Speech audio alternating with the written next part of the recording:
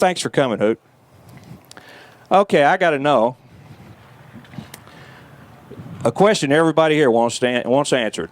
What's it like to be up in the space shuttle and look back on the Earth? Well, gee, that's kind of a big question. But, you know, a question I used to get is, well, what's the best part about flying the space shuttle? Is it the launch? Is it the being on orbit part? Or is it the re-entry and the landing? And I always used to just answer yes. It really is an amazing experience, and it's kind of hard to top, I'm afraid, with just about anything else that you would ever try to do. And so when people would say, what are you going to do when you're done being an astronaut? I used to say, well, for excitement, I used to say, well, I don't know, maybe air racing. Maybe I'll get to do some of that. But the experience of flying in space is obviously spectacular. You have this ride up to orbit that takes you 8.5 minutes from liftoff to orbit, 8.5 minutes, and at the end of that 8.5 minutes, you're going 17,500 miles an hour. So if you think about that, that's better than 2,000 miles an hour each minute. So what a ride. It's hard to top that. I've never been in a Corvette that's anywhere close to that fast, even a Corvette. But and then you get up there and you get to enjoy this view that you have from 200 miles up. 200 to 300 miles up is where we fly the thing. You get to enjoy that view for 7-10 days. And then, I know I'm taking kind of long to answer a very simple question. No, you take as long as you want. The re-entry and the landing are pretty spectacular as well, because during the re-entry, you're going to fly surrounded by fire for 15 minutes. And all you can see out any of your windows is fire and flame all around you, all the way through that whole 15 minutes. And I'll never forget, on my very first re-entry, which was aboard Challenger, as the fire started to die out, which was at Mach 10 times the speed of sound is where the fire starts to die out. I remember looking out the window, and you could finally start to see things outside through the fire, thinking to myself, I can't believe that anything man-made can fly through this kind of an environment and survive. And so it's very impressive. Each time you get to see it, it's extremely impressive to see it. So like I say, kind of a long answer, but yeah, what a thrill. What a thrill.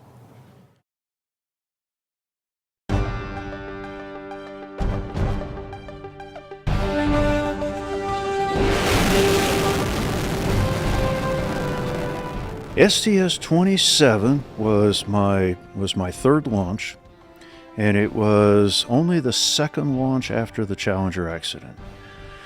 Well, I will never forget, we maneuvered the arm, and Mike Mullane was my arm operator, so he moved the arm over there, and we brought up the television image of the right wing, and I looked at what I was seeing, and I said to myself, we are going to die.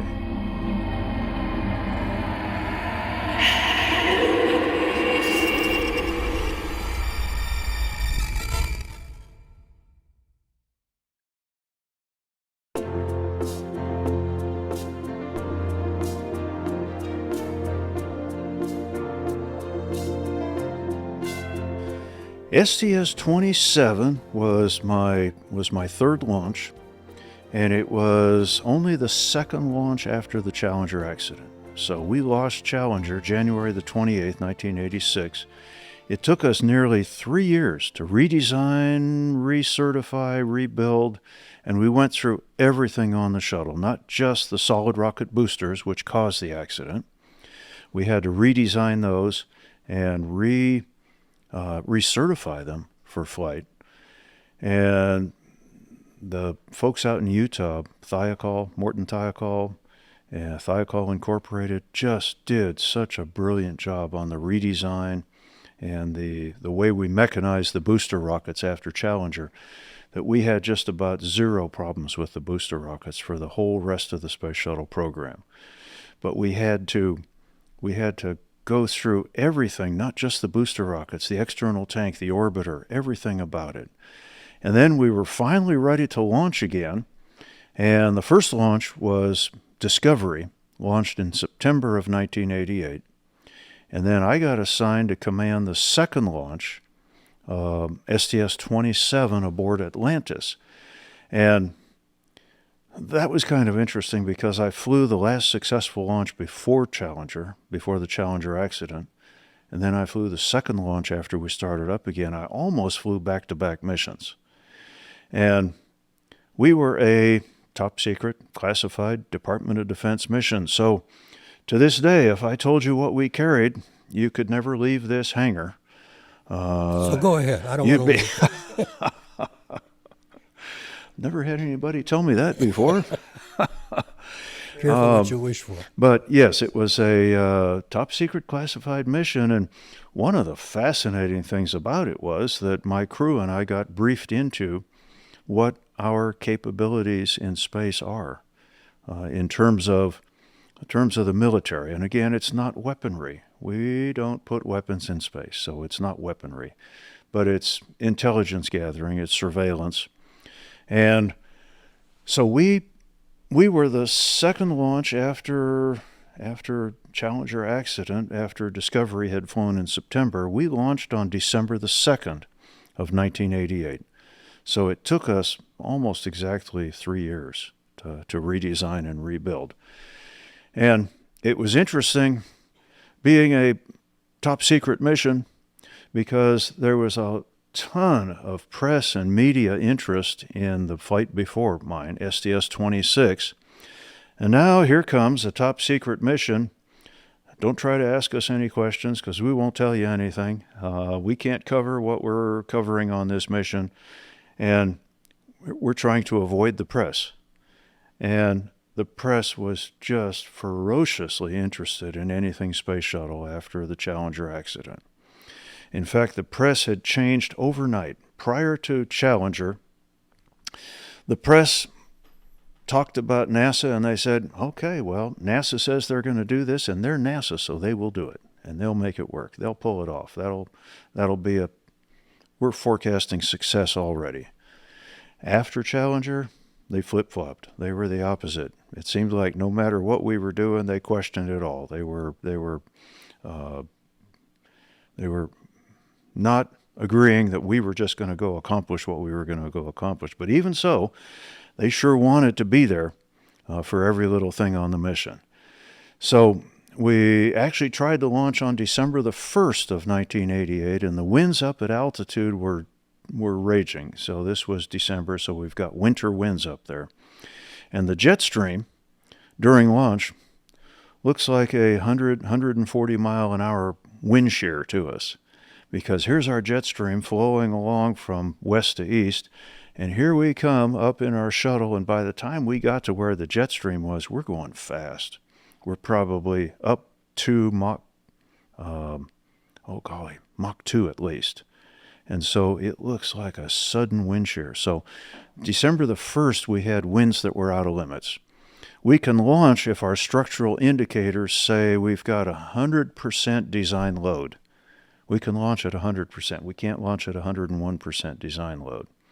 So on December the 2nd, we sat on the launch pad for about 4.5 hours and used up the whole entire launch window hoping for the winds to die down. And right about the end, when it looked like we're not going to get to launch today either, the winds died down enough to where they concluded that we are at 100% design load. Okay, we can launch. So we launched, and we had very little time left. I want to say seconds, maybe 30 seconds left in the launch window. So we just barely made it into space that day. Unbeknownst to us, during the launch, the nose cap of the right-hand booster rocket, that's the big white rocket that's on the side of the thing, the nose cap has a coating of ablative material on it, and the ablative material obviously wasn't strong enough. It broke loose, and pieces of it showered my right wing on Atlantis.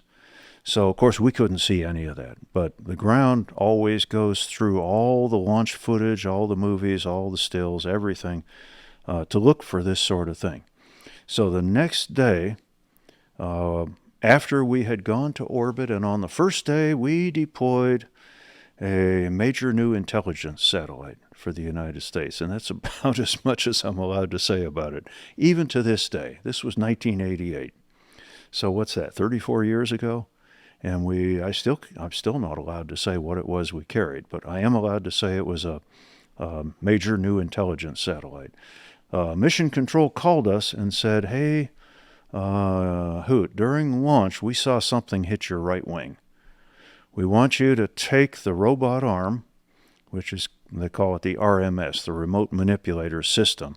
It has a television camera on the end of it as part of the system.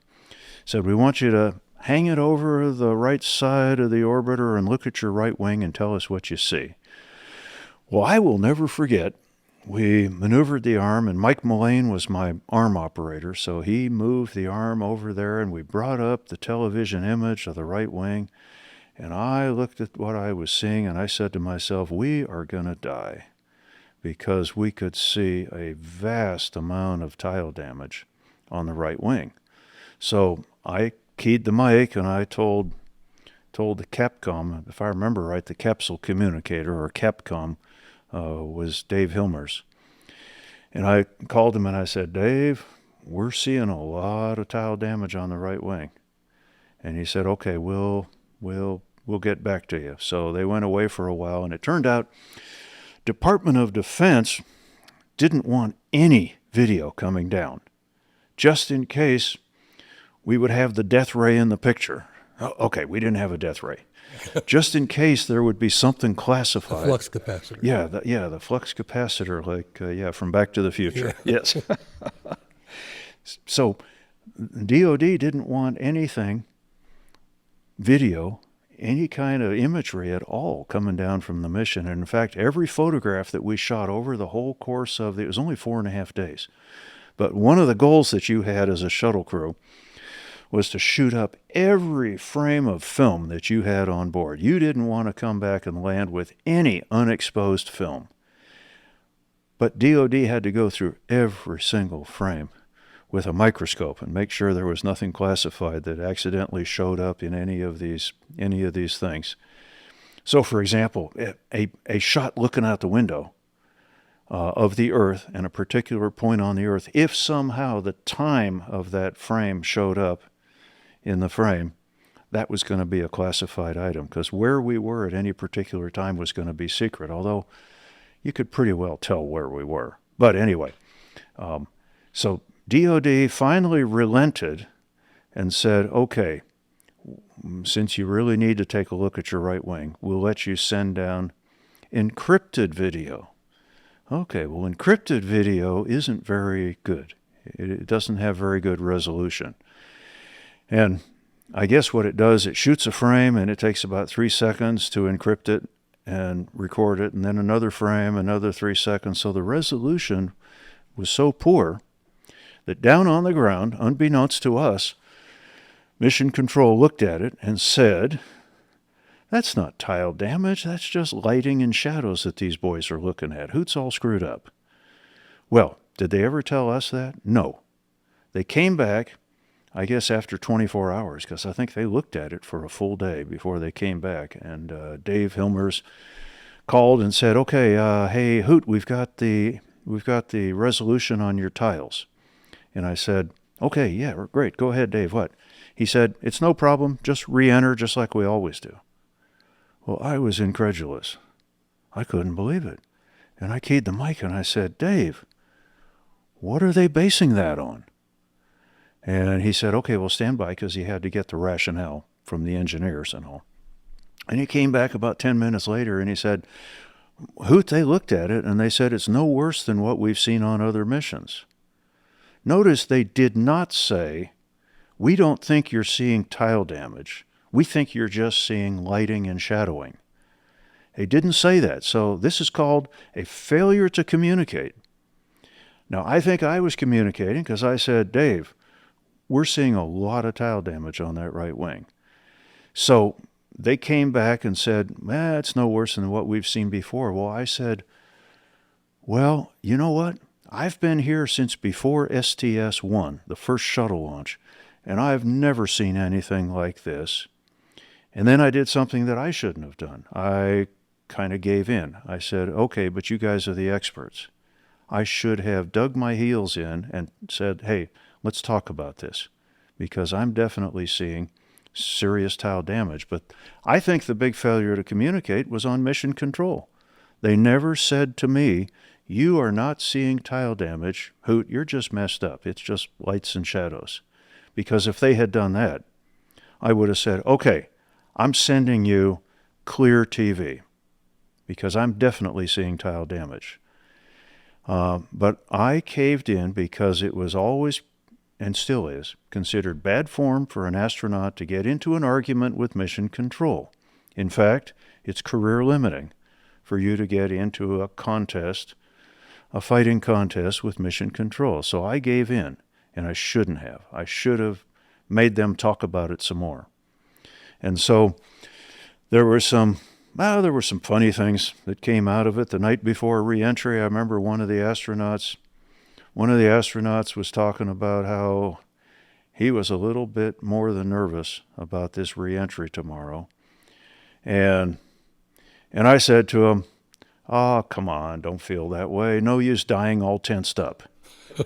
And so, this is fighter pilot humor, or gallows humor. Gallows humor. And however, all the way down on re-entry, I was watching the elevons. I can see right where the left elevons are and where the right elevons are on my display. And I knew that if we started to burn through the right wing, what I would see is we would build up more drag on that right wing. And to balance the amount of drag, the left elevon would be going down. And that creates drag. That's how we create drag with an elevon at this 40-degree angle of attack that we fly re-entry at. And so all the way down, I have the audio that I made from the re-entry, that we made, the crew made for the re-entry. And all the way down in the atmosphere, about every 2 minutes, I'd say, "Guys, the controls look good. The elevons look good." So we watched them all the way down, because I knew what I'd see is I'd see a split. The right elevons would be going up. The left elevons would be going down. Oh, an elevon is a combination aileron and elevator, so that's why it's called elevon. So that's what we have on the trailing edge of both wings. I'd see the right elevon going up and the left elevon going down. And if that happened, I knew that I might have 60 seconds to tell Mission Control what I thought of their analysis. But fortunately, all the way down, the elevons stayed matched. So that said to me, I'm pretty sure we're not burning through over on the right wing. But after we landed, there was amazement. There was absolute amazement. We had damaged 770 tiles. And I think 300 of them were serious damage to the tiles, chunks bigger than an inch that were chopped out of the tiles. And just for perspective, what percentage of the tiles is 770? It's not a real big percentage, but it was over on the right wing. It's enough to destroy the shuttle. Over on the right wing, oh, absolutely. And even more than that, John, we had one tile that was entirely missing, which we had not been able to see with the robot camera, with the RMS camera. We had not been able to see that we had one tile entirely gone, and we almost burned through at that location. We lucked out many, many ways that we came back at all, but we lucked out in that particular location where that tile had been mounted. There was a thick plate under it that had something to do with a ground plane antenna for the L-band system. So there was a thicker plate there, and it didn't burn through. If it had just been the regular aluminum surface, I suppose there's a chance that that might have burned through. And if that had happened, we might have been the Columbia accident on only the second launch after the Challenger accident. And if we had broken up at Mach 17, which is where Columbia broke up in 2003, if we had broken up at Mach 17, where were we? We were in the North Pacific, just south of the Aleutian Islands. We would have gone into the ocean when we broke up. There wouldn't have been much to find. That would have been the very end of us, of course, but it would have been the end of the shuttle program, because the discussion would have sounded like this. We gave you guys all this money to fix your space shuttles, and you lost the second launch after you started up again. it's the end. We can't afford to keep doing this. It would have been the end of the shuttle program. It would have been the end of us, of course. But where was the big mistake? The big mistake was Mission Control didn't tell us what they were thinking. We definitely told them what we were thinking. And that's an important lesson for leadership and for communication. Tell what you're thinking. And I gave in, and I shouldn't have done that. I should have said, hey, you need to talk to me a little bit more about this, because I'm pretty darn sure that I've never seen anything like this before.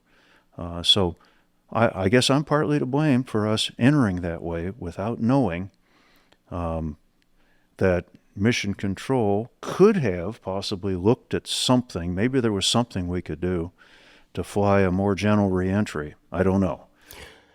When you got down and saw that tile damage, did you have to keep your hands in your pockets to keep from punching somebody in the face? Well, no, because, we wouldn't have known who to punch. There probably would have been too many people for us to punch. But in the debrief, this won't give us any great satisfaction whatsoever. I asked the lead ascent and entry flight director, who was responsible for mission control as the leadership in mission control. I asked him in the debrief, I said, okay, if you had listened to us and paid attention to what we were saying and realized that we did have serious tile damage, what do you suppose we could have done? And he said, I don't know. And that was as far as it went. So what did we do after STS-27? The only thing we fixed after STS-27 was we went to a stronger ablative. Remember several minutes ago I mentioned the ablative on the nose cone of the right booster rocket disintegrated.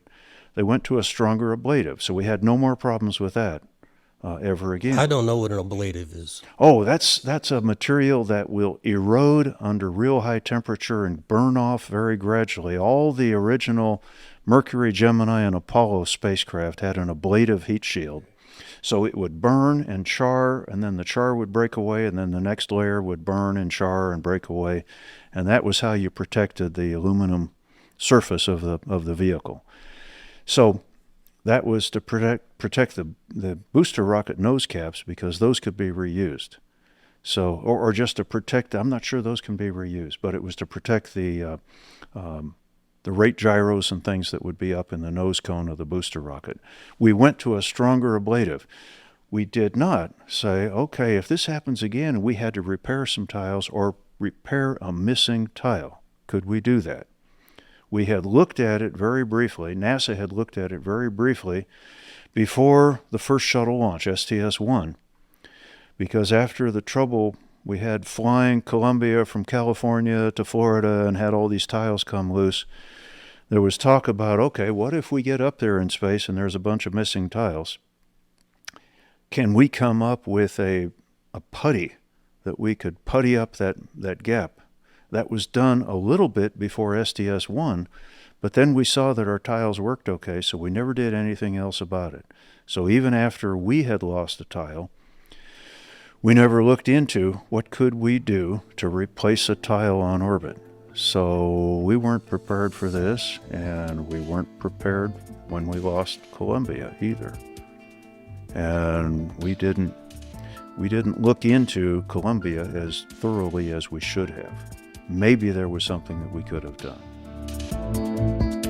Okay, let's talk a little bit about this airplane behind you, this Hawker Sea Fury.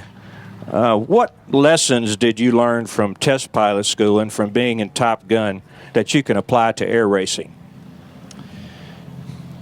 I guess what I'd say, Dan, is that from Top Gun, some of the things that you learn there are very dynamic and challenging environments that you put yourself in. And of course, you start out very gradually. Your very first dogfight in Top Gun is a 1 versus 1. And my very first one, who do they send me out against but Duke Cunningham, the Navy's first MiG ace. First MiG ace of the Vietnam War. My first one-on-one was against Duke Cunningham. And I think I saw him right at the beginning of the dogfight, and then that was it. He was behind me the whole rest of the time, as I recall. But you gradually worked your way up to more and more complex fighting scenarios, dogfight scenarios in Top Gun, and your last graduation exercise was about a 10-on-10. So I guess some of the things that I feel I learned is handling a very, very dynamic situation, being able to manage your airplane and keep an eye on your airplane and what is it doing, how much fuel have I got, are the engines running okay, are the temperatures okay, and those sorts of things while you're in the midst of a multi-plane environment. And that's exactly what air racing is like. Well, situational awareness, I think the fighter pilots I guess we'd call that situational awareness as well. And from test pilot school, I'll just say real briefly, because I know I'm talking too much here, but the test pilot school teaches you absolute precision, because if you're after a data point, you have to be right at that data point. You have to have everything set up. And on the race course, when you're trying to make this thing go fast, and it does go pretty fast, you want that ball right in the center. You don't want any side slip. Believe it or not, at 400 miles an hour, I have a yaw string on the cowling up here. I think it's still sitting on there right now, but I have a little yaw string to make sure that I've got it trimmed up and have the ball right in the center, because you don't want any yaw when you're racing. What would your instrument cross-check be in the middle of a race? What are you looking at, just temperatures or? Well, yeah, I'll tell you, this is a fun airplane to manage in a race because there's so much to look at. In a way, it kind of reminds me, I've never driven a locomotive, but it must be like driving a locomotive. It's got steam gauges all over the cockpit, and they're spread out all over the place. And some of the things you have to watch. You've got to watch your oil pressure, of course. You've got to watch oil temperature. And this airplane has a modified engine in it. It has a 3350, a Wright Cyclone is the engine, replacing the original Bristol Centaurus. With that big engine, the oil cooler of the stock airplane is not big enough to handle that engine. So we have a water spray bar that sprays water, and you can see it in this wing, in the leading edge. We spray water on the cooler, and you've got to keep an eye on your oil temperatures.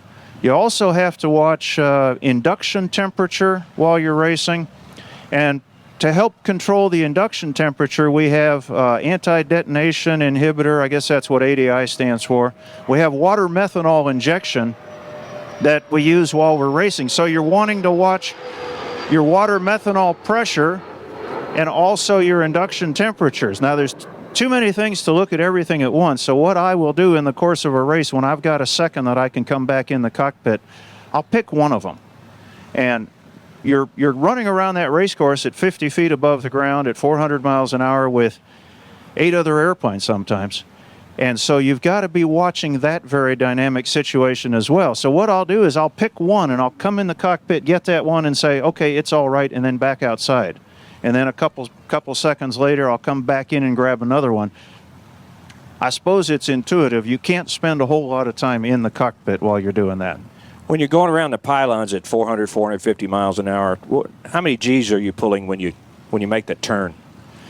You know, it used to be the impression that when you were turning, you were pulling 5 and 6 G's. The problem with that is, as we all know, you're going to bleed speed if you're pulling too many G's. So what I try to do is project a nice smooth track around the course and pull 3 to 3.5 G's.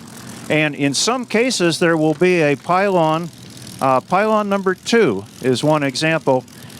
It basically winds up being a non-pylon. You don't care about number 2. If you pass too close, if you were to pull hard enough to pass close to pylon number 2, you're pulling too hard. So what I do is I float 1 to 3, pulling about, like I say, 3 to 3.5 G's, because otherwise you're just going to load the airplane up too much and you're going to slow it down. So you're more or less in a constant turn. You never really flying straight and level at all. There are 2 spots on the unlimited race course where you will actually be wings level, and the unlimited race course is 8.47, basically 8.5 miles long.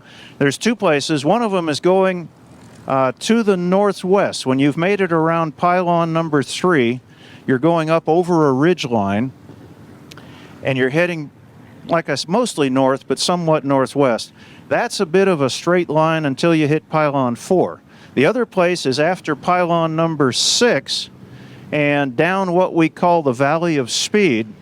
And in that case, that one's fun because you're actually coming downhill a little bit, down the valley of speed. You are wings level. It's your chance to unload a little bit and pick up some real smash, because right after that, you're going to hit the home straightaway down the runway. And so you're going as fast as you're going to be going when you come by the crowd. And so those are the two straightaways that you'll actually get to go wings level for some period of time. Okay, let's assume that I put an adrenaline meter on you. Okay, I got an adrenaline meter. Okay, which is it going to peg out at? On a night carrier landing, or a blast off of the shuttle, or going around the race course with 4 or 5 other airplanes in close proximity? Where is that adrenaline meter going to peak out? Jeez, wow. Well, you know, it's hard to pick out which one of those is the best. I guess sitting on the launch pad when the clock gets to 10 seconds and counting, and you're sitting on top of, what is it, 4.5 million gallons, 4.5 million pounds of liquid hydrogen and liquid oxygen, and you're waiting for those things to light off so that you can launch, that's probably the one. Although, you know what, the other ones you mentioned, Dan, are awful close. Those are awful close as well. Does anybody have a question for Hoot? Come on, I know somebody's got a question. Several people, as we were sitting down, were commenting on the same thing, so I thought I'd be the bold one to ask. Can you give us a little bit of insight into how you can get away with the size of the annular inlet for that engine and not overheat it instantly? Thank you. You bet. Yeah, and that's a very good question. When we started racing this airplane, which was 1998, and I lucked out completely to get to race the airplane because the owner, Mike Keenum, who is sponsors the airplane, Orthosport is his company.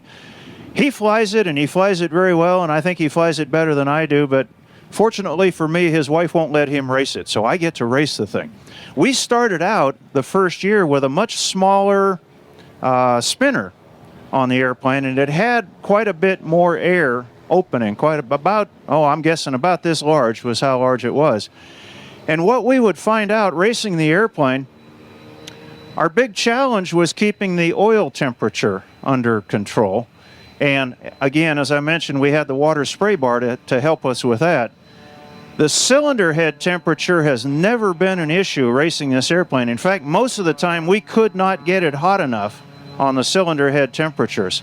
About as much as we'd see in a race would be 150 degrees, 170 degrees centigrade of cylinder head temperature. Well, shucks, that's nothing. You'd hardly even be able to fry an egg on your cylinder head if you were running that cool. So that tells you that you certainly can cut down the amount of air that you've got coming in. And what you see now is a carbon fiber spinner that obviously is a whole lot bigger than what the old spinner was, and it cuts that opening down. Even with that, I still have never seen more than about 180 degrees on the cylinder head temperatures. So it runs amazingly cool, you're right, for such a small opening. How many horsepower are you pulling with the water injection? With the full rated power of the engine with water injection, we're running 3,100 horsepower. The stock engine, the Bristol Centaurus, which had a 5-bladed propeller, and so when you see a Sea Fury with a 5-bladed prop on it, that has the Bristol Centaurus, and of course it turns the wrong way. Yeah. The British make the engine turn the wrong way. And you know, when I first started flying it, I checked out in a 2-seater that had the Bristol Centaurus in it, and I thought, oh man, I'm going to be pushing on the wrong rudder. I'm going to add power for takeoff, you know, and you're going to push the wrong rudder and you're going to be right off the runway, just like that. What's funny about it is we pilots are just going to push whichever rudder you need. And so it's intuitive, it's very straightforward. It was a real surprise. The Bristol Centaurus, though, had, I think it was 2,400 horsepower, I think is what the stock engine had in this airplane. So this gives us another 700 horsepower with the right cyclone. So it's a nice engine change to make. I think we have a question over here. Yeah. I could just ask here, how everyone can hear. What's your, just review your indicated airspeed as with this aircraft when you're going around the course in a normal situation? Okay, yeah, the question is the indicated airspeed that you see. Now, the airspeed indicator is in knots, and most of the time, well, all of the time, when we quote times for the Reno air races and your time around the course, we're going to quote it in miles per hour, and partly because I think that sounds better, you know, because there's more of them. Bigger numbers. Yeah, bigger numbers. It makes bigger numbers.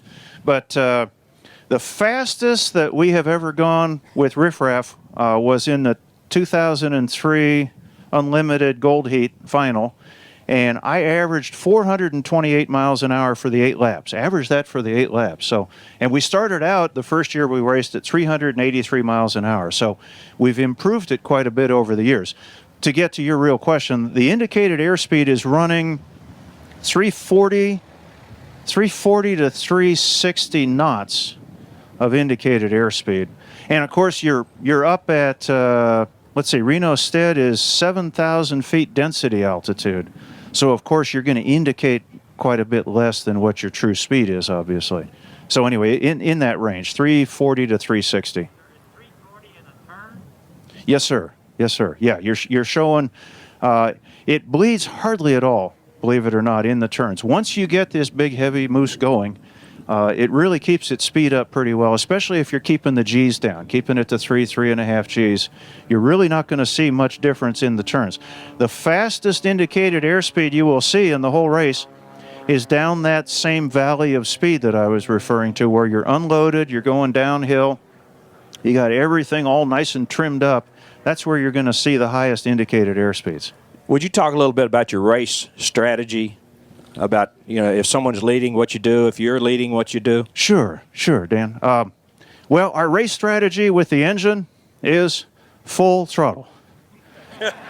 On the start, you know, you'll hear about the Mustangs do it a little bit differently, and of course we're basically running rated power. We're running 3,100 horsepower, which is what the engine is rated for.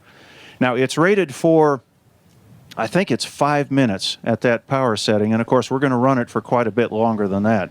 But anyway, my strategy with the throttle on the start, when he says, gentlemen, you have a race, it's all the way to the wall, and it stays there, and I'm bending it. I'm actually probably bending that throttle a little bit, too, because if I could get more, I'd want more, as long as the temperatures and the pressures and things are going to stay within limits.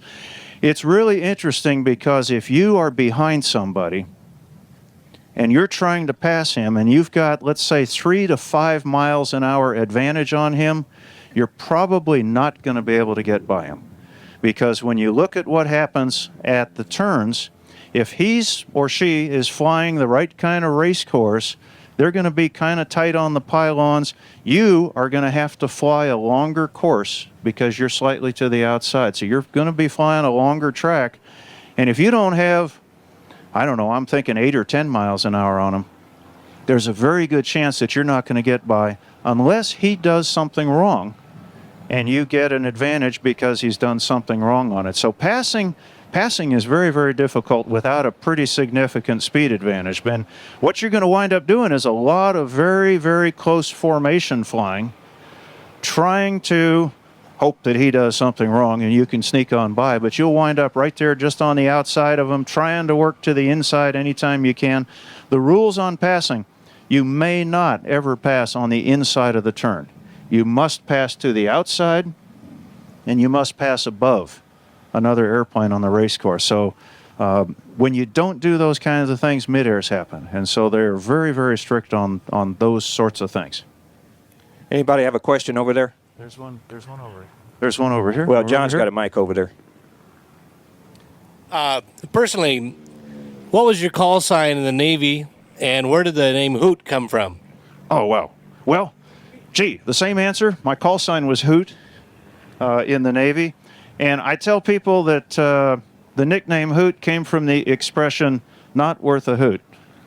Actually, no, it actually didn't come from there, but with the last name of Gibson, you're going to get Hoot Gibson for a nickname because of the old movie star cowboy. And so I picked that up when I got to my first fighter squadron, the ops officer, and it was a F-4 Phantom squadron. The ops officer looked at me and he said, "Okay, kid, you got a nickname?" And my first name is Robert, so I said, "Well, yes, sir, it's Bob." And he says, "No, come on, I mean a real nickname." And I said, "Well, occasionally as a kid over the years, I've been called Hoot." Bang, that was it. That was 1971, and I've not been anything else since then.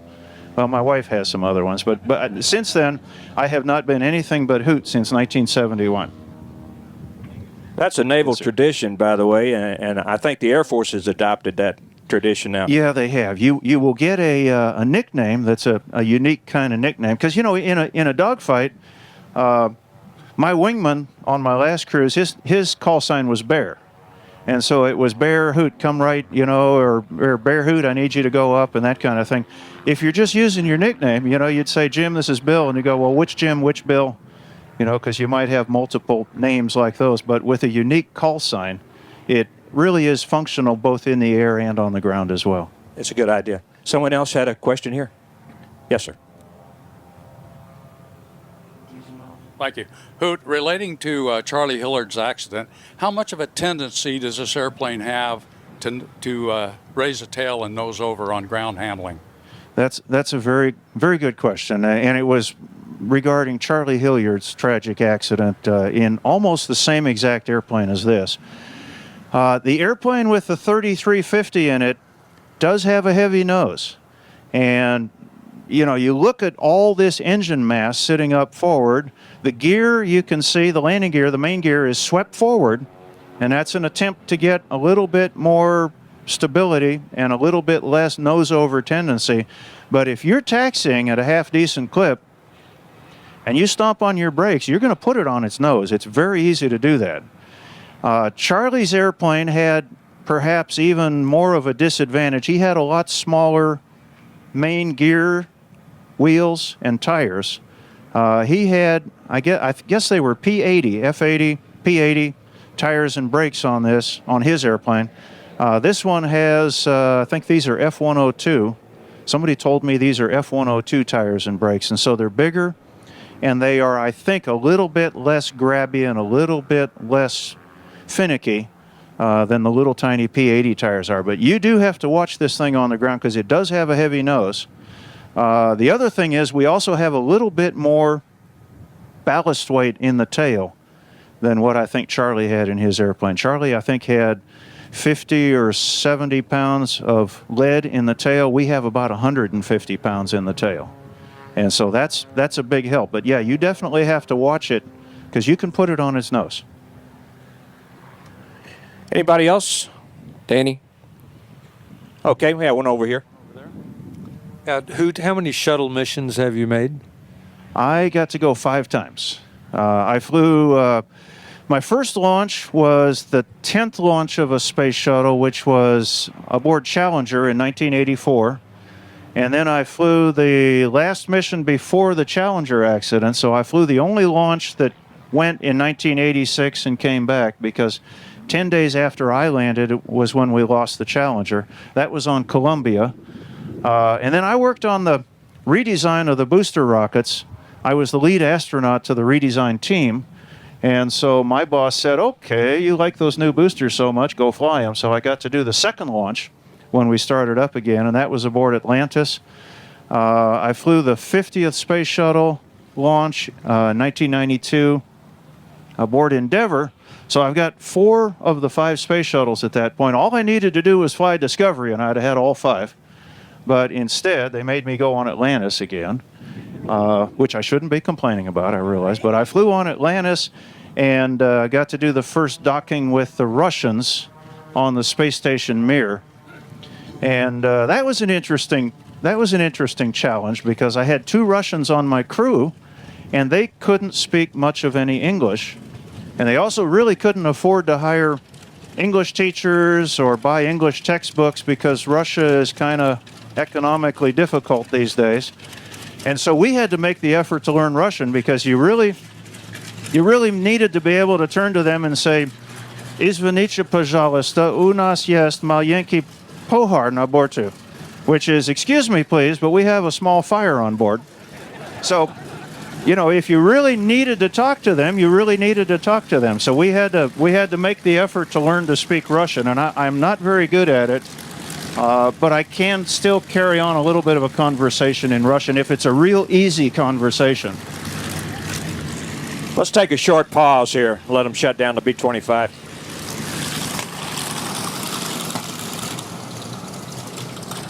These darn warbirds are too noisy.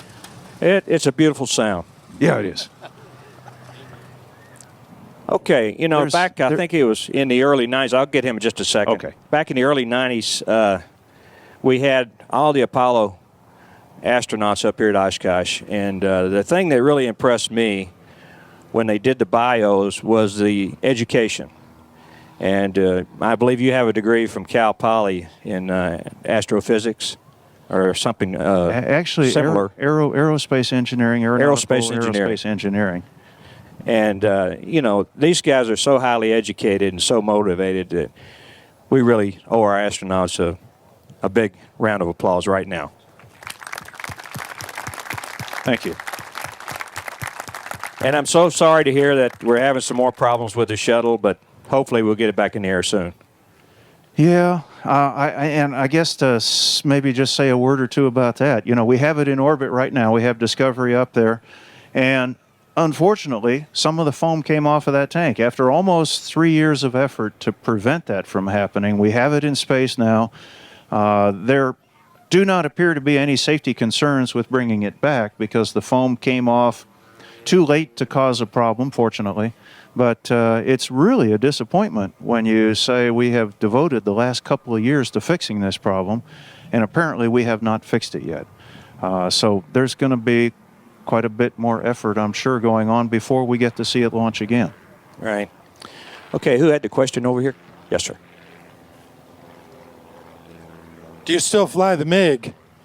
Tell us about the MiG. Oh, yeah. Well, that's something we didn't mention. I am in the enviable position. I guess for everything I got to do, I'm in a rather enviable position. But one of the other things I used to get to do was fly the MiG-15 and the MiG-21, and I've flown both of those here at Oshkosh a number of times. And after all those years of having been a Cold Warrior, working in, as I mentioned, or as Dan mentioned, in the Vietnam War, and then as even longer than that as a Cold Warrior, it's been really fascinating to get to go fly this airplane that you had studied for so many years, studied what its advantages were, what its disadvantages were against us in a dogfight, and then to actually get to go fly the thing and see for yourself, is this true? Is that true? Were we briefed correctly on everything? And some of the things were accurate, some of the other things were not accurate. But it's been fascinating to get to fly the MiGs. I have not flown, I haven't flown a MiG-21 for, I guess it's about 2 years now since I've been out in it. That's by far one of my favorite airplanes. It's a lightweight fighter with a great big engine, doesn't carry a whole lot of fuel, but while you're up, man, it really goes. You can burn that whole tank of gas in a very quick amount of time. And when I was here flying the MiG-21 the last time, I got to do a air show routine in it. The air show routine was, I don't remember now, I think it was 12 minutes. The whole entire routine from brake release to off the runway and clear was 12 minutes. And I could eat up 70% of the fuel that was in that airplane. Of course, it's virtually all afterburner. And you could just suck up all your gas in a very short amount of time in that airplane. But what a neat airplane that is to fly. Anyone else have a question? Yes, sir.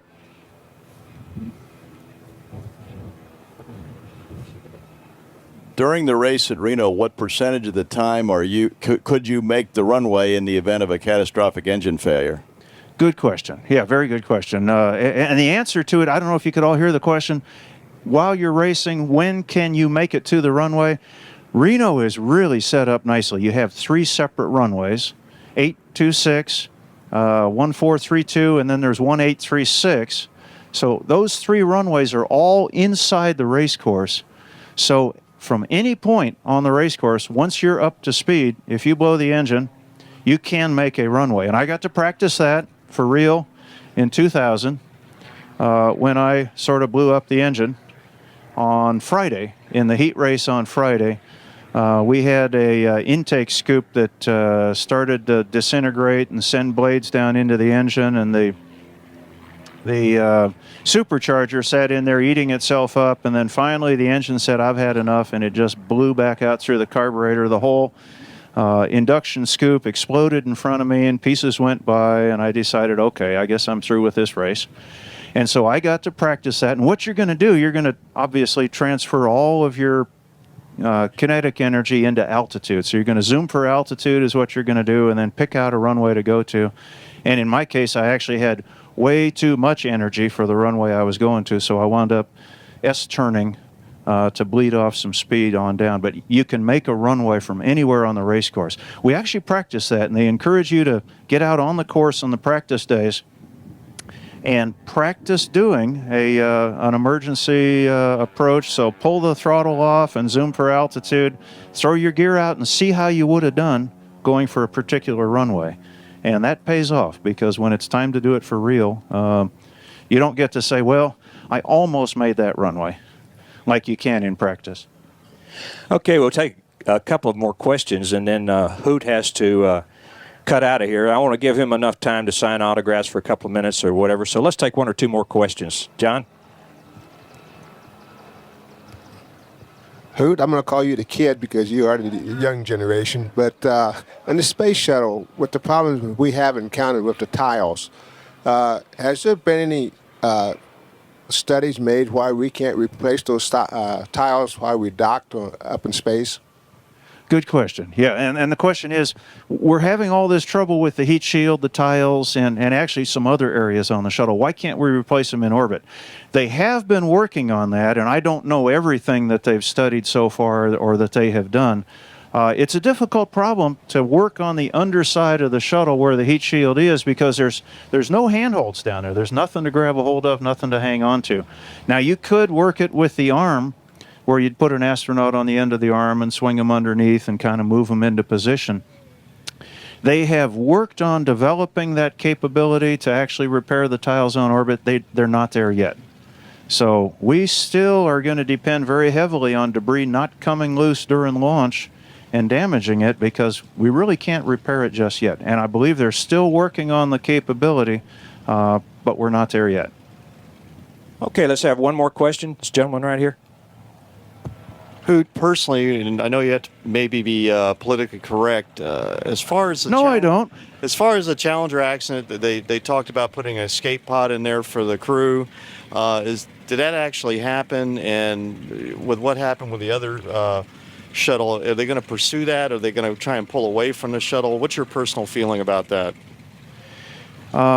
Okay, let's see. The question was on the Challenger accident, escape pod and that sort of thing. Well, you know, the one big mistake, in my opinion, this is my opinion, the one big mistake we made in the Space Shuttle program was that we got deluded when we were designing it and said it's going to be so safe, it's going to be so reliable, it's going to be so repeatable that we don't need an emergency escape system.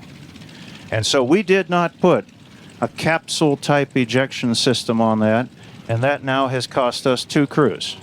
It cost us the Challenger crew, and it cost us the Columbia crew. If we had had an escape pod of some sort that would come down with a parachute, we could have saved both of those crews. We still would have lost both of those vehicles, but we could have saved both of those crews.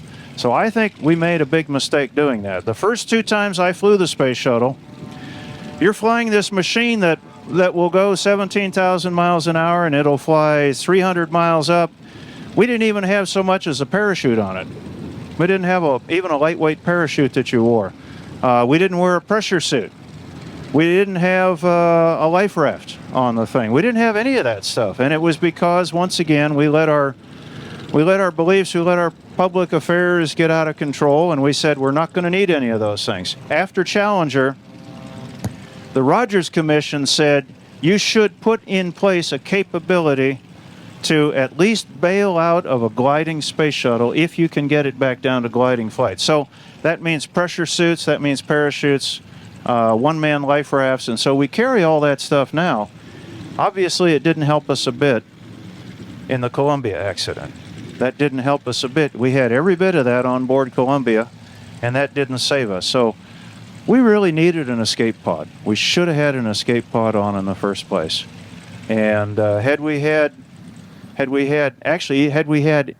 what we have now, the pressure suits and the parachutes, we could have saved the Challenger crew, because they were not killed by the breakup, and it was not really an explosion. You'll hear the expression Challenger exploded. It really didn't explode. It broke up, and it broke up into a whole bunch of pieces. The crew could not maintain consciousness at that high an altitude, and the crew actually died on water impact.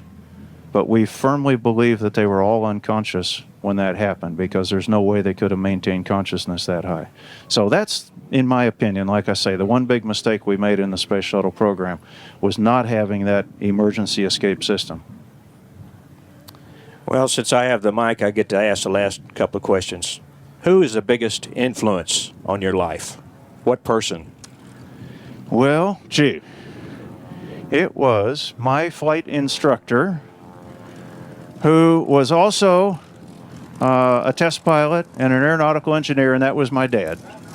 And in fact, 2 years ago, I was inducted into the Astronaut Hall of Fame, and so I had the opportunity to say in my little speech that I got to make there, if I have been successful as a pilot, it's because I had the best teacher that anybody could ever have, and that was my dad. So I got to make that particular speech a couple of years ago, and he was, like I say, he was a aeronautical engineer and a test pilot, and so I knew from the time I was about 10 years old that that's what I wanted to do. I wanted to be an aeronautical engineer and a test pilot, and so my goal had not been to fly in space. My goal had been to be a test pilot, and I had actually reached that in the mid-'70s when I got to go be a test pilot and go through the Navy's test pilot school. And then it just got even better because I got to go fly the rockets after that. So I really thank Dad for everything he showed me and things he taught me.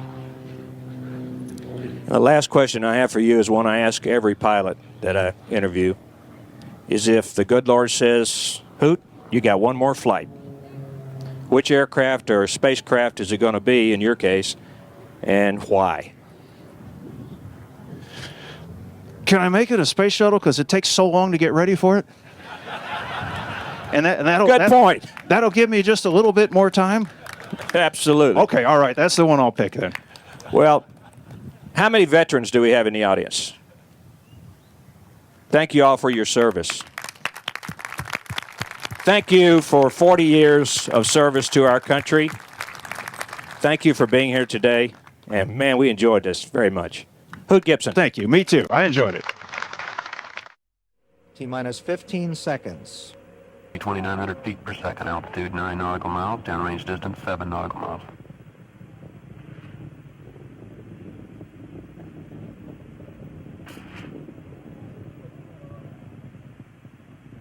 I would rate that as one of the biggest ones that I was ever part of. Certainly, probably the biggest.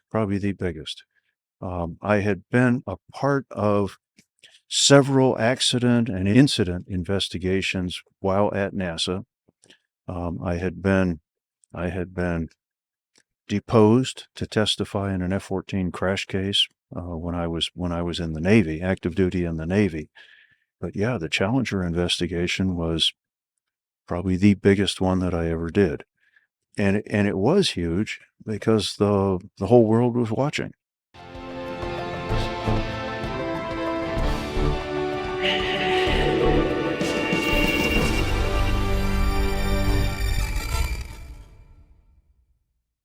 You know, I guess another thing that has been part of your life is the things you've done have intersected with a lot of historically significant things. And what I mean by that is even investigating the Challenger, obviously the docking with Mir, some of the litigation things you've been testified at or been part of.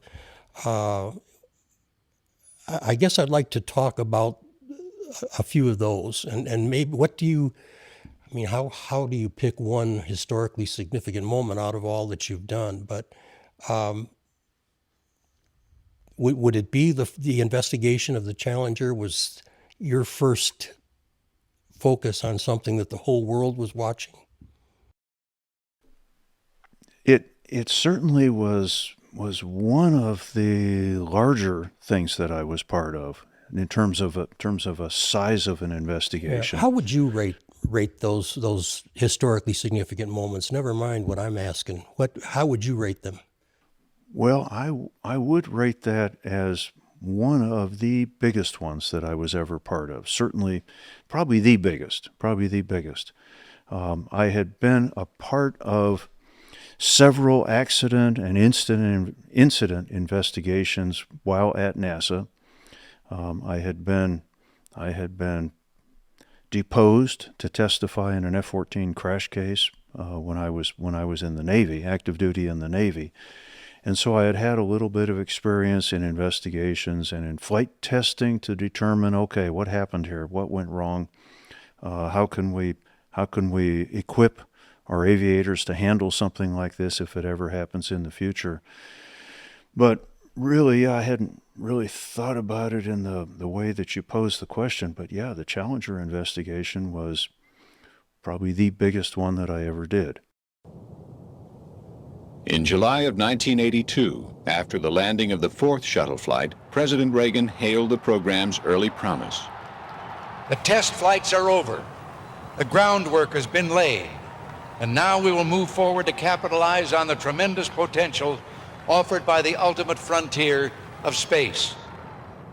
Beginning with the next flight, the Columbia and her sister ships will be fully operational, ready to provide economical and routine access to space for scientific exploration, commercial ventures, and for tasks related to the national security.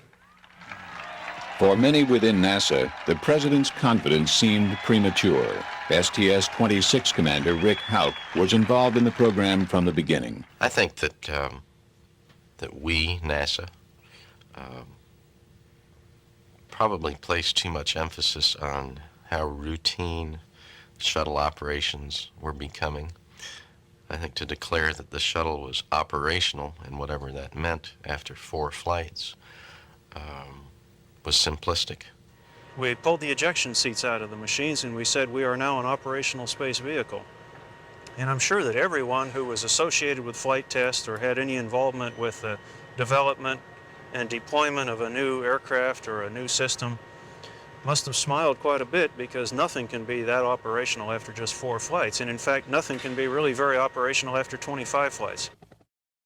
And it was huge because the whole world was watching, and especially the media. You had to be very careful when you talk to the media. Well, you always have to be very careful when you talk to the media, because they can take it the wrong way. And will. Very easily, and will. And sometimes I suppose they do that just to make a good story.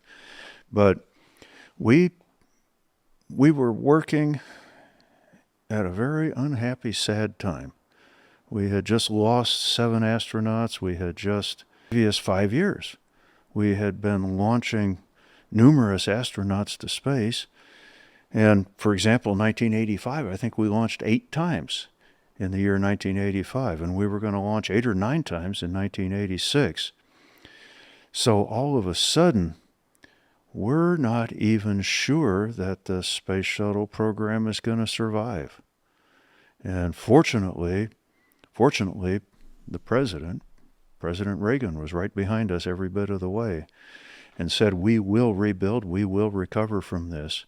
And space is not easy. Space is difficult, space is challenging, space can be dangerous, and we will design and we will rebuild. And we accomplished all that. We accomplished that because the United States stood behind it and said, we are going to fix this, and we're going to persevere.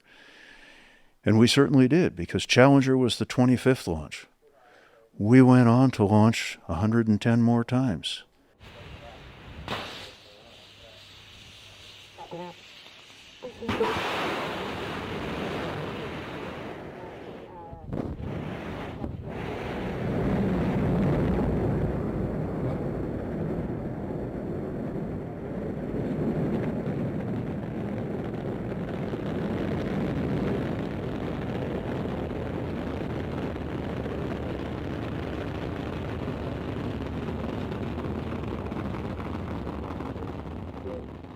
It was a commitment to say, never die and don't quit.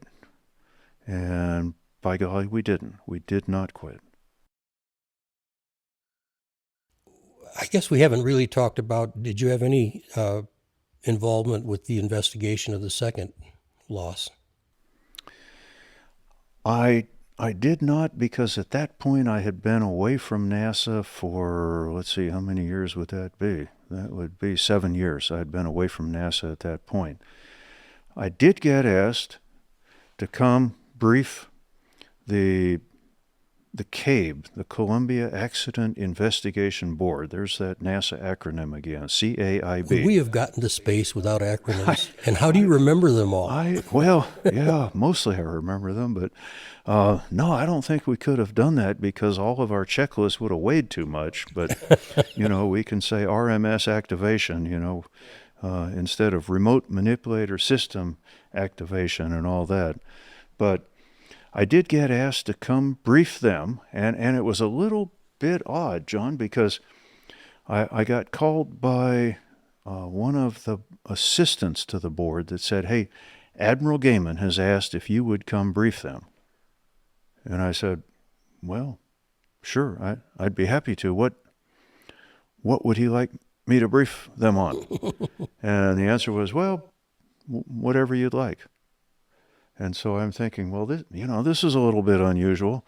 So I did go brief the Columbia board, and I don't know that they had heard the story of my incident that occurred on STS-27, because it certainly seemed like they had never heard of it. And this was almost identical to what happened to Columbia. Only in our case, it was damaged tiles. It wasn't a hole in the leading edge of the wing that brought down Columbia. But it was so very similar in many ways. During launch, you get hit by something and it causes you a problem. And so I went to brief them, and this was somewhat earlier in the Columbia investigation. I don't think it had been concluded yet that what happened was foam came loose, put a hole in the leading edge of the left wing.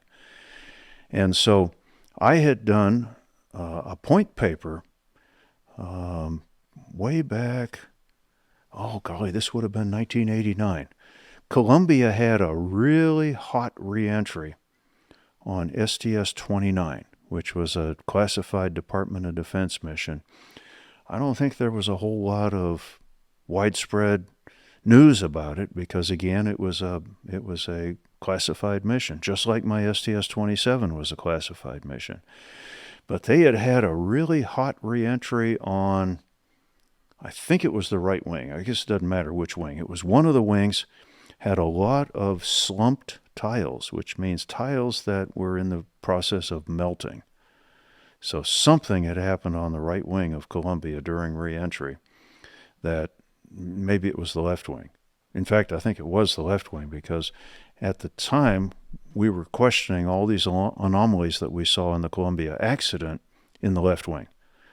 And it turns out that I had done an assessment when I worked as the chief of the safety branch for the astronaut corps to look at the smoothness or lack of smoothness of the tiles on the left wing. And there's a very tight specification called step and gap, how big the gap can be between the tiles and how big a step you can have from one tile to the next. And it's like 1/10 of an inch or less that you can have. Say you have a tile here that's this level, you can't have more than 1/10 of an inch on the next tile behind it sticking up, or you will cause heating right there. And so I had done an assessment of what was the step and gap, and it was a number that got generated called K equivalent, KEQ. I don't remember how it was calculated, but it took into account the gap and also the rise in the next tile and all those things. Turned out Columbia had the bumpiest wings of any orbiter. And so this was before we figured out that a foam block had hit the leading edge of the wing. So I had done an assessment of that. And what they told me was that after that STS-29 reentry, they had, or no, I'm sorry, it was STS-28. If I said 29 earlier, it was actually 28. Yeah. Okay, it was 28. That afterwards, they had smoothed out a lot of those tiles. And so the topic was, okay, could uneven wings have caused the Columbia accident? And so I briefed them on that, although by the time I briefed them, we had figured out that it was a foam impact on the leading edge of the wing. But I also briefed them on the whole story of STS-27 and the fact that we had 770 damaged tiles. And I told my whole story. They asked a number of questions.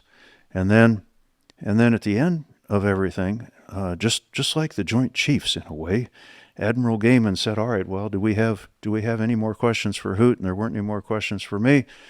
And Admiral Gaiman said, well, ladies and gentlemen, we've been listening to the luckiest man alive, meaning that we had survived the STS-27 reentry with all that tile damage. And so after the Columbia accident, I'm told that there was a reinvigoration of looking at, is there a way that we can make tile repairs on orbit? And I think they had developed a little bit of a capability to fill gaps and to fill up a hole where a tile might be missing. And at least did that to cover us for the remainder of the Space Shuttle program.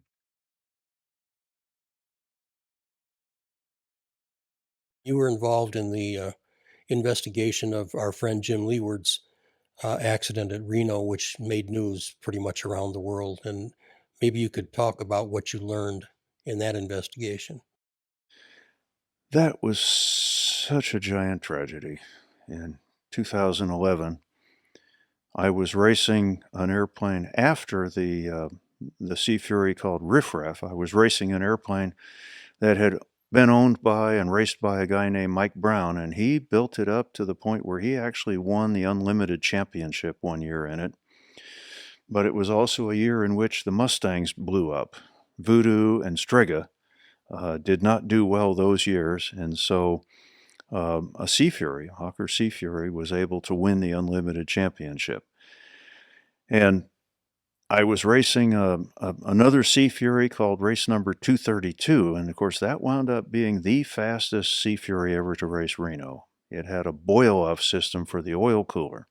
So rather than having a big opening in the wing leading edge where you took in air, let it blow through the oil cooler, and then dump it out under the wing, which creates a lot of drag, that Sea Fury had a boil-off system behind the cockpit that had a water methanol bath with the oil cooler immersed in it, and 50-50 mix of water and methanol that will boil at 80 degrees centigrade. Well, that's right where we want the engine oil, 80 degrees centigrade.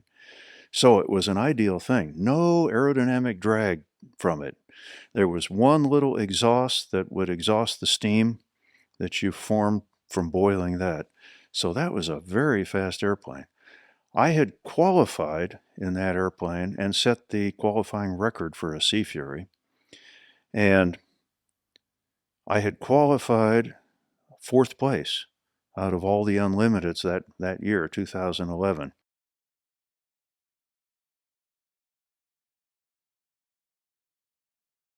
Jimmy had qualified 5th place with the Galloping Ghost.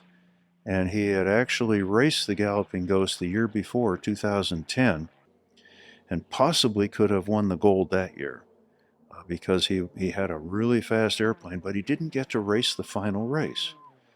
Jimmy had showed up late, if I remember right, and so he had to start at the bottom of the bronze and then work his way through the bronze and then through the silver and then through the gold. So he was in the gold heat for the final in 2010.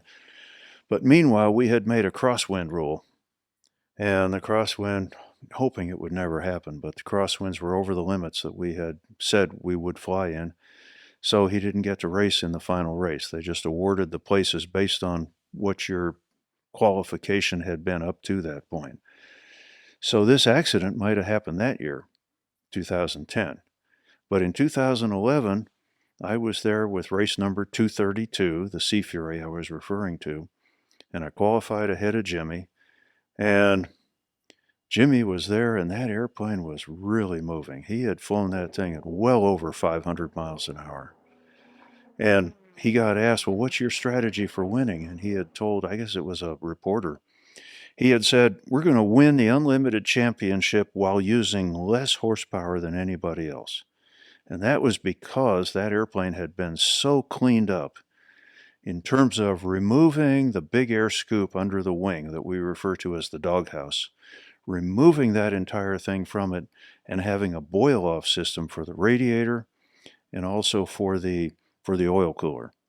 And so it was a clean airplane. He also had all the high-speed modifications to the engine. And the engines are so very important in air racing. The aerodynamics is a really important thing, but the horsepower of the engine seems to be the predominant factor in all of these things. So he was going to win the Unlimited Championship in 2011, I'm convinced, because he was fast enough.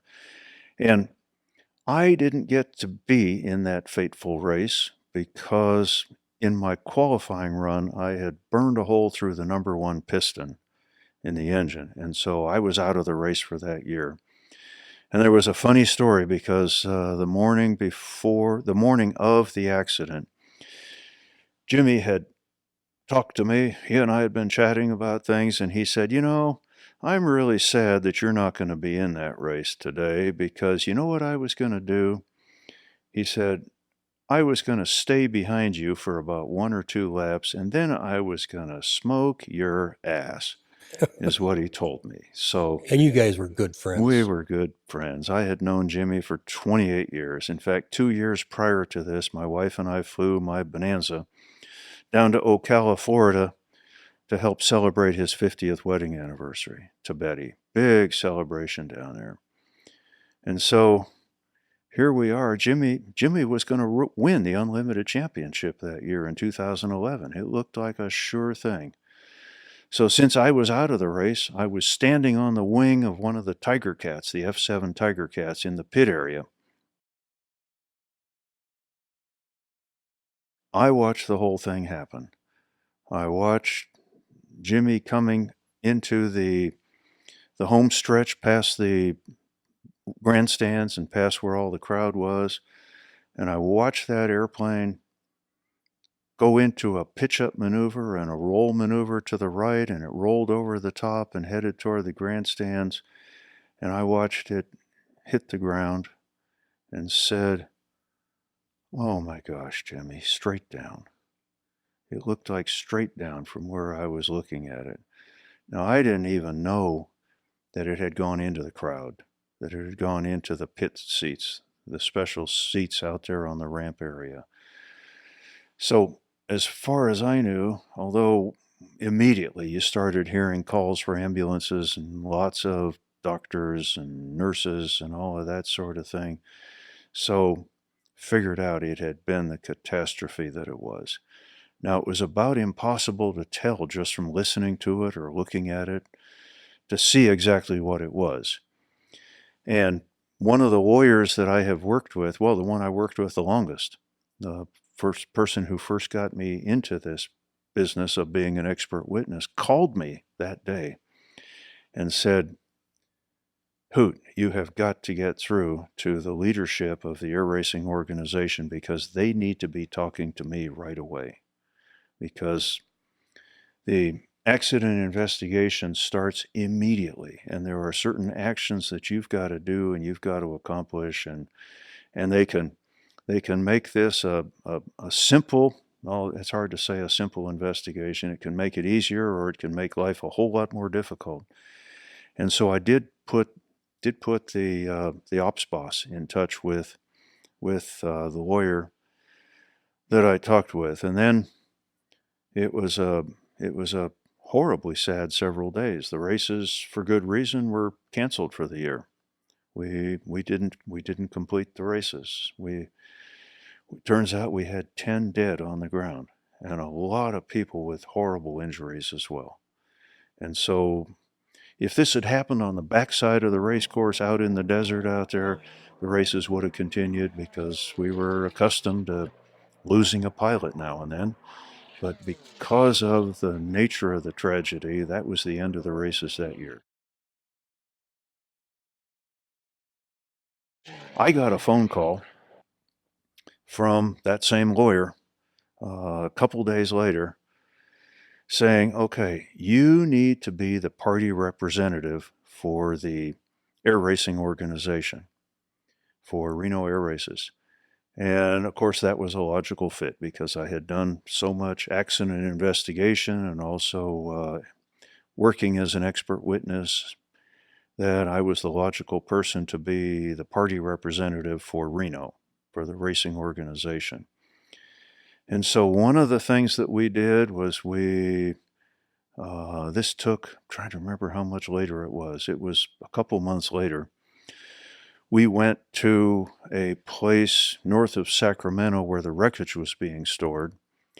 And that was depressing as well, to be looking at the wreckage, because the biggest piece of that airplane might have been perhaps 4 feet long. Biggest chunk that was left was 4 feet long. And all of the parts of the airplane, all the minuscule little things that get scooped up, get put into these gigantic bean bags. And what you're doing in a wreckage inspection is you're going through these bags bit by bit. And they'll lift them up with a forklift because you can't lift one of these bags. They'll lift them up with a forklift and dump the bag out on the floor in the hangar. And you'd go through it bit by bit, looking for anything that might be evidence. We had a couple of specific things we were looking for, and we found most of them. But there was a device called a bob weight for the control stick that we were looking for that we never did find. And it's about a 5-pound block of steel on the end of a lever arm. We looked for that, and when we'd finished looking through one bag, we'd put everything back in that bag, go to the next bag. If I remember, we had about 4 of these giant bags that when they were full of airplane debris, these bags would stand about 5.5 feet tall and about 5 feet in diameter. Well, we went all the way through all 4 or 5 bags, however many it was, and we didn't find the bob weight. So we turned around and went through them all over again. Had you ever flown that airplane? No, I had not flown Jimmy's But airplane. you knew the airplane. It's kind of like picking through an old friend, yeah. I had known the Mustang because I'd flown a Mustang 2 times prior to that, and I had been at Minden, Nevada, hanging out with Jimmy when he was doing some of his flight testing of that airplane right before the races started in 2010. So got to talk to him, and he had asked me to make him a calculation of what his stall speed would probably be, that sort of thing. And so I was a little bit familiar with that airplane, but I had been all over it that summer of 2010, took photos of the cockpit and all that sort of thing. So had his whole instrument panel and all that in my data. But it turns out that the biggest clue came from the photographs and the videos that everyone took as the airplane was coming past the grandstands. And in that, what we saw the trim tab for the left elevator. 3/4 of it broke loose and fell to the ground. And so that was certainly going to be a part of the picture. For anyone that does not know what a trim tab does to an airplane, you could help us with that a little bit. Sure. And I was going to go there, but what the elevator trim tab does is that an airplane, based on its weight and center of gravity and the speed it's flying at, will either be what's called in trim, which means it'll fly straight and level. You can take your hands off the control stick and it'll continue to fly straight and level. Let's say it has a nose down tendency and the airplane wants to go down. What we have on the elevator of the P-51 Mustang is a trim tab on the left elevator and a trim tab on the right elevator, and they work together. So if the airplane is tending to go down, then what happens is the trim tab on the very back of the elevator would go down. That drives the elevator up, which holds the nose up. And so that was certainly going to be something we looked at very heavily, which we did. And it turns out from looking at the video footage and the still photos of the Galloping Ghost going around the race course at 500 miles an hour, it turns out that the trim tab on the left side, which was the only one that was active, I wish Jimmy had left the right elevator trim tab be active, but he decided he wanted this to be just like an airplane called Stiletto, which had been very similar to the Galloping Ghost in its configuration.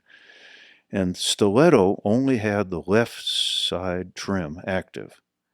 And so Jimmy had implemented an electrical trim to it to where he could just run the motor and trim that trim tab. What we saw in the photos and in the video was that that trim tab was deflected up considerably. That means that it's pushing down elevator. It's pushing the elevators down because at 500 plus miles an hour, without that trim tab, the airplane would want to pitch up rather violently. And so the trim tab is holding the airplane from pitching up. Well, what happens when the trim tab comes off? 80-90% of the trim tab came off. The airplane pitched up. Jimmy had a telemetry system in the airplane that was recording G's, and it pegged at 10 G's. And then it was above the scale for a period of time, and then it came back down below 10 G's after the airplane had gone out of control. So what we calculated, if I remember right, was that the airplane saw 17 G's. Well, 17 G's is enough to put any pilot to sleep.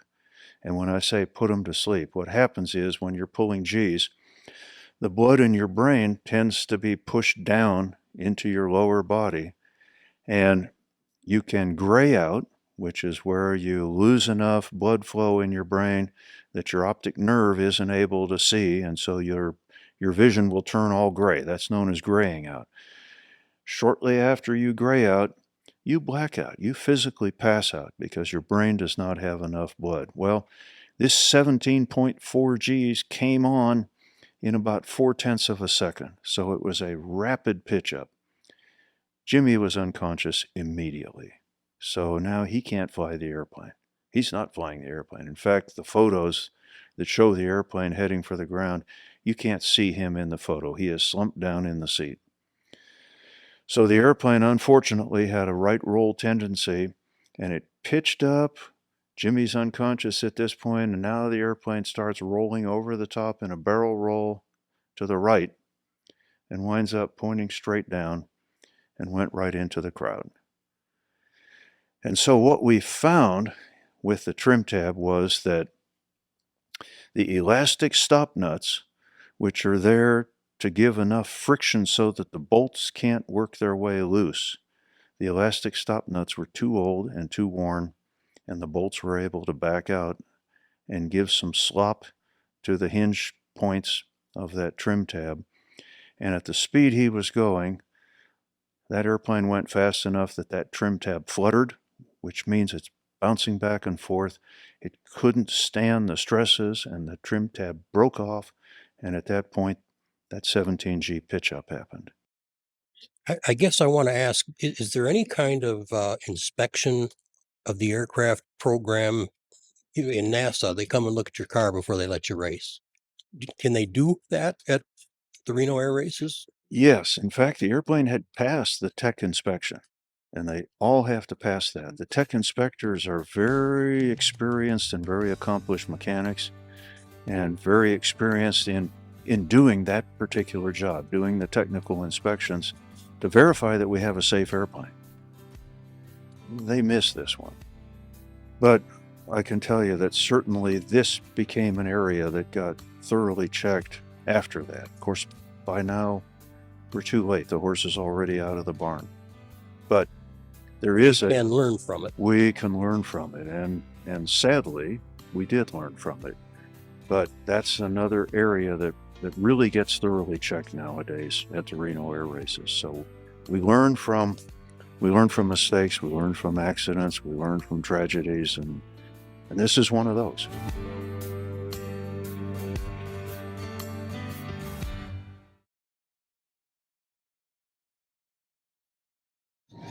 Ladies and gentlemen, your new Unlimited World Unlimited Air Race Champion, Robert Hoot Gibson.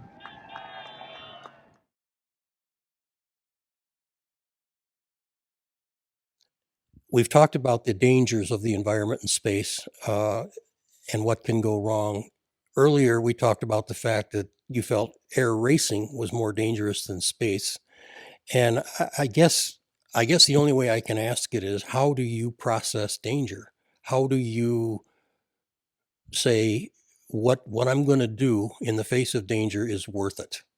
If that makes any sense. Well, to answer that, I guess I'll say that, I get questioned all the time, do you consider yourself to be a risk taker? And I say, no, I don't consider myself to be a risk taker. All of the risky things that I've done, though, are all in the world of aviation, in the world of flying.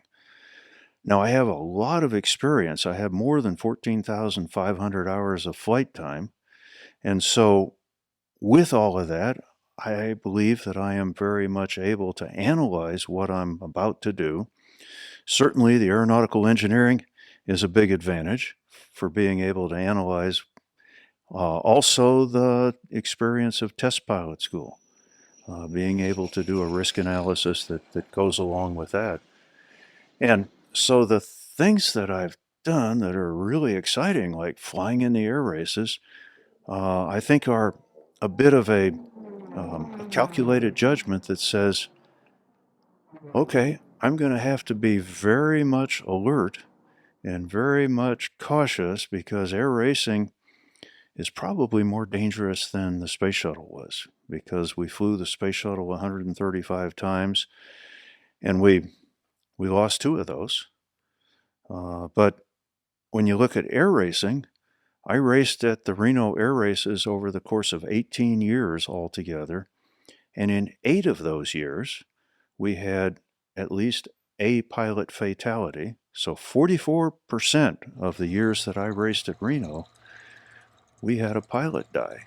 And one of those years, 2007, we had 3 pilots die. So based on a statistic like that, that's probably, well, it is. It's more dangerous than flying combat missions over Hanoi in the Vietnam War, and it's more dangerous than going to space. But there is a huge reward for taking that risk.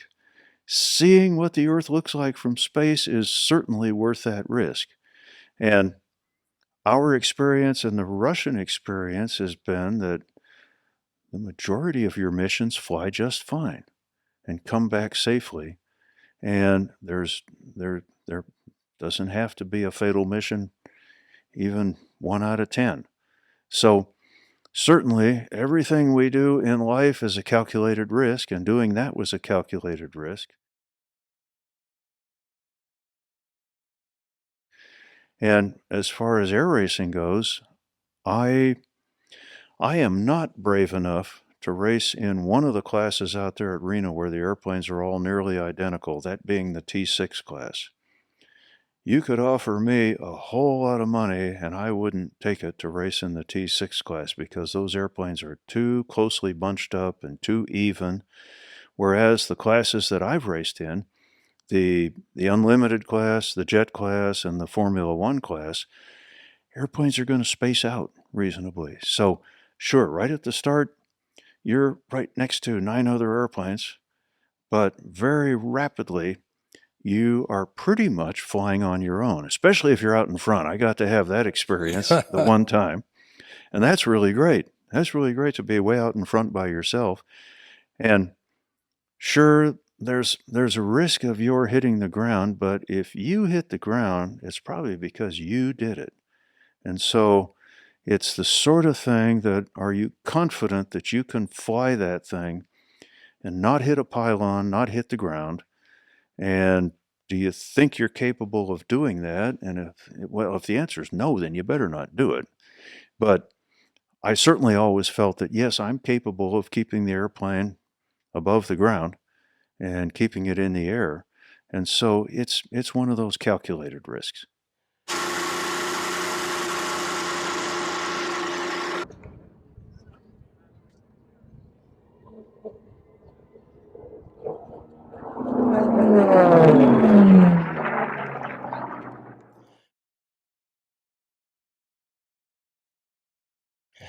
I was going to say, in air racing, you have this proximity to other pilots whose behavior and decisions you can't control.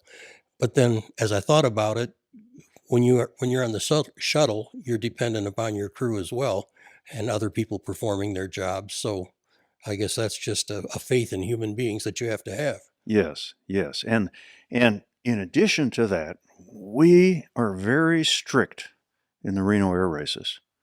And when I first started racing, the first year that I actually got to race was 1998. It was not required to have gone through training, formal training there at Reno in something they call Pylon Racing Seminar, PRS. Now another acronym, yes. Now it is required. You don't get to race unless you have been through PRS, Pylon Racing Seminar, and then you have to race, you have to have raced at least once in the previous 2 years. So let's say you went through Pylon Racing Seminar, and now you raced in 2007. Let's say you didn't race in 2008. You could still race in 2009 because you were within 2 years of when you went through PRS. But if you didn't race in 2009, you had to repeat Pylon Racing Seminar before you could race again. So they have been very strict about qualifications and about experience. And in addition to that, we also had a professional standards committee. And the professional standards committee was made up of all very experienced race pilots. And they watched every race, and they watched every racer. And if there was someone that wasn't flying the way that he or she was supposed to be flying, the professional standards committee had the power to ground him. And we did.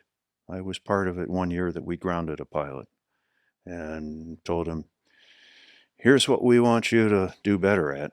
So you're through for this year. Why don't you go get this kind of experience and a little more time doing this and then come back to us. So it is dangerous enough without a pilot that you can't rely on. And what we really need, and we need this in almost any aviation endeavor, is somebody that's predictable. You need to be predictable, and you need to be predictable in a good way, that you're going to do the right things.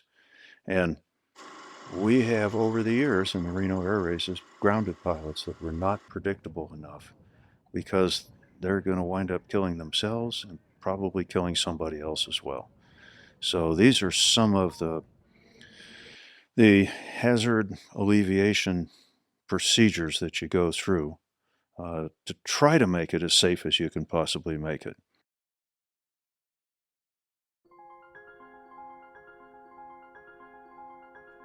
Aviation, the art of aeronautics, began with the dreamers, inventors, and daredevils who dared to defy gravity.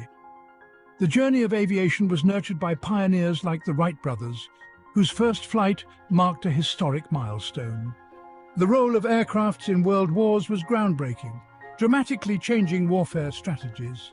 This initiated a technological evolution in aviation, transforming the simplistic wings of a biplane into the thunderous roar of jet engines. Let's journey through the ages of aviation. Behind every great aircraft there were great minds.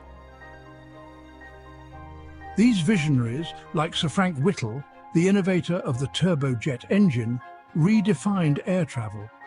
Then there's Skunkworks' Kelly Johnson, the genius behind the SR-71 Blackbird. His designs combined speed, stealth, and power, crafting machines that dominated the heavens. The contributions of these pioneers have left an indelible mark on the canvas of aviation, shaping the course of history and inspiring generations of engineers and aviators. Each epoch in aviation history gave birth to extraordinary aircrafts, each with their own unique features and roles. The Lockheed SR-71 Blackbird was a marvel of speed and stealth. The F-105 Thunderchief, a supersonic fighter bomber, was vital in the Vietnam War. The P-51 Mustang, a long-range fighter, was critical in World War II. The P-47 Thunderbolt, a heavyweight fighter, was used extensively in the same war. The A-10 Thunderbolt II, the Warthog, is a close air support icon. The Messerschmitt Me-262 marked a leap forward in aviation technology.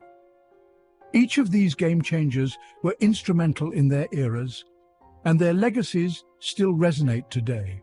Beyond the game changers, there are those that have transcended their practical roles to become icons. The Concorde was not just an aircraft, it was a supersonic symbol of luxury and speed. The B-52 Stratofortress, a strategic bomber, is an icon of power and resilience. These magnificent machines and others like them have become much more than just aircrafts. They are enduring icons that encapsulate the audacious spirit, the relentless innovation, and the boundless ambition that define the world of aviation.